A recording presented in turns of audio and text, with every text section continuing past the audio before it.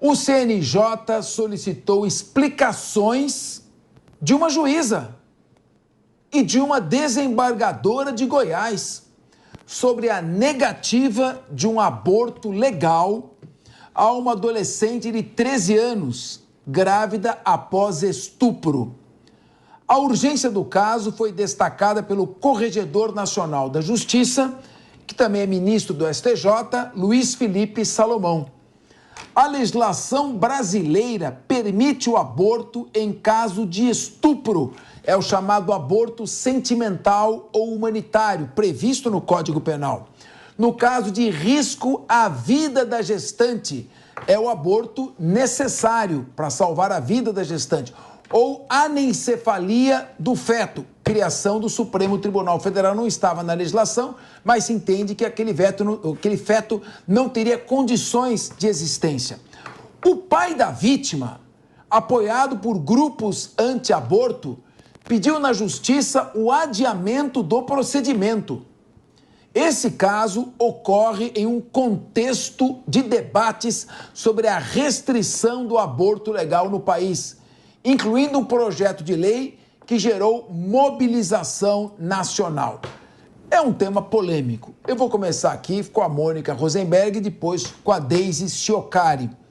Até que ponto preceitos religiosos se misturando em decisões de justiça num Estado leigo, pode trazer consequências contrárias ao dispositivo legal? Já está tão difícil aplicar a lei, com tantos princípios constitucionais mudando a lei, e agora também princípios de caráter religioso mudando o que está escrito na lei.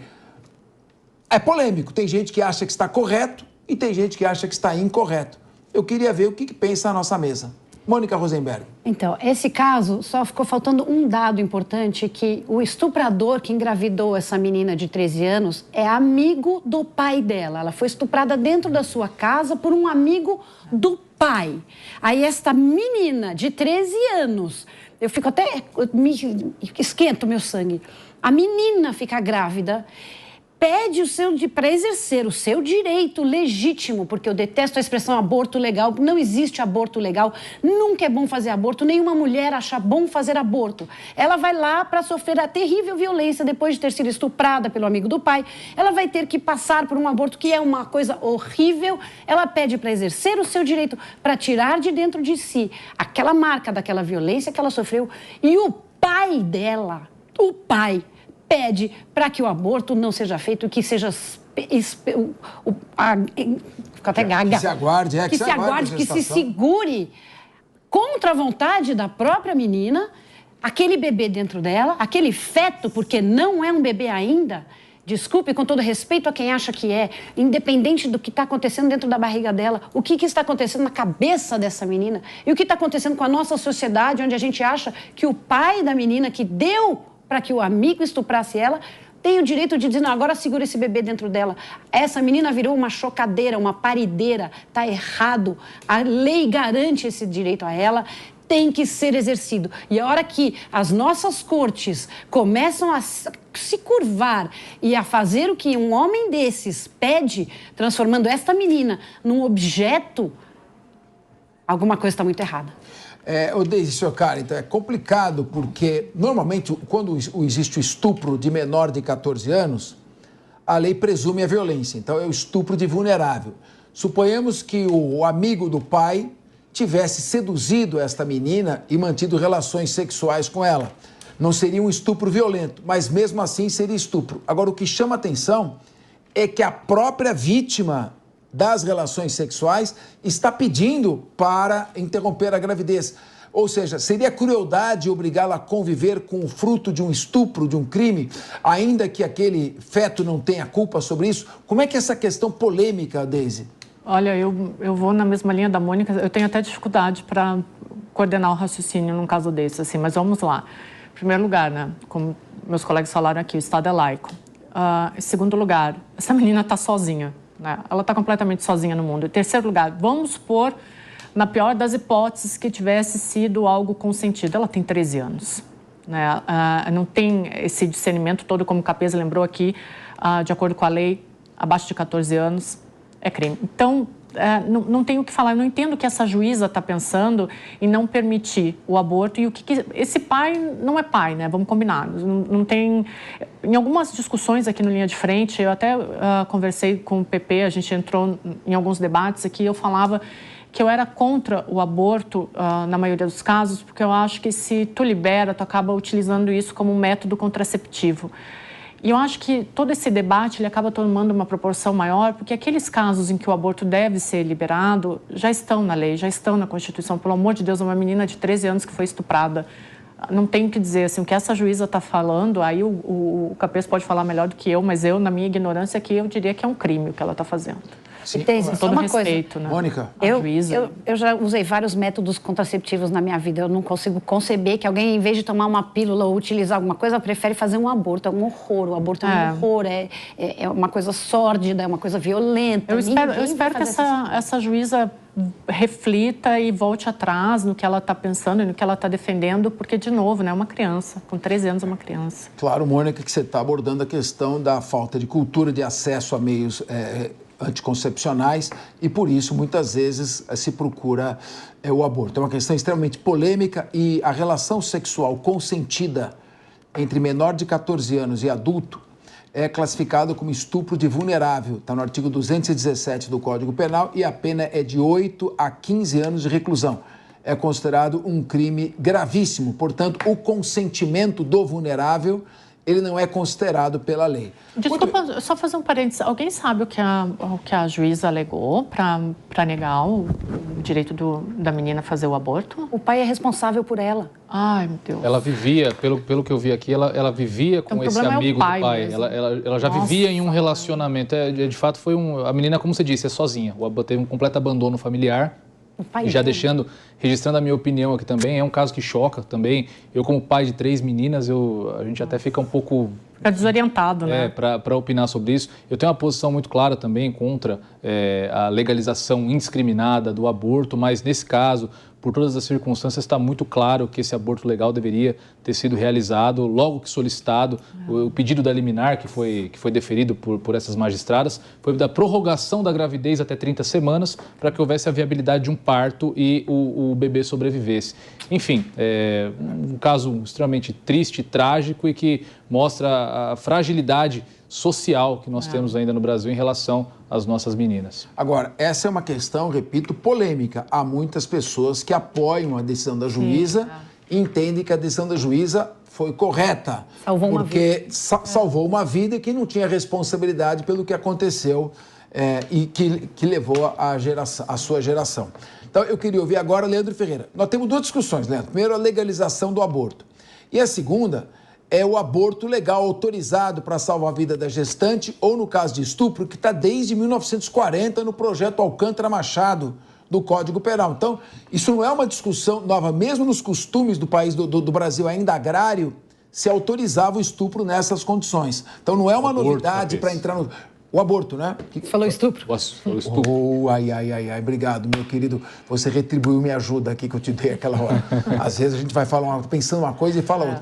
Projeto Alcântara Machado, de 1940, autorizava e autoriza o Código Penal até hoje o aborto, no caso de gravidez resultante de estupro. Então, não é um tema novo. Esse tema é debatido à época dos costumes conservadores do Brasil agrário, se autorizava o aborto quando decorrente de estupro.